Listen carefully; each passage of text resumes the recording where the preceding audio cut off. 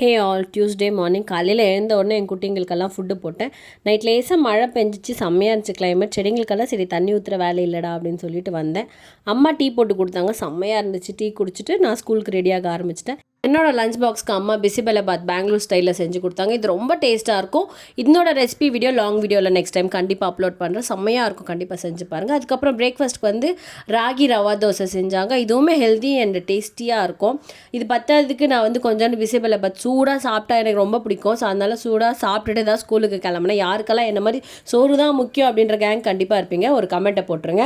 அதுக்கப்புறம் நைட் வீட்டுக்கு வந்ததும் நல்லா தேங்காயெல்லாம் திருவி போட்டு கத்திரிக்காய் பொரியல் வந்து செஞ்சாங்க. அது வந்து சப்பாத்திக்கு. நீங்களும் இந்த மாதிரி சாப்பிடுவீங்களா? சப்பாத்திக்கு கத்திரிக்காய் பொரியல், அப்புறம் பீட்ரூட் பொரியல், கேரட் பொரியல்னால் எனக்கு ரொம்ப பிடிக்கும். இந்த வீடியோ பிடிச்சிருந்தா லைக் பண்ணுங்கள், சேனலை சப்ஸ்கிரைப் பண்ணுங்கள். தேங்க்ஸ் ஃபார் வாட்சிங்.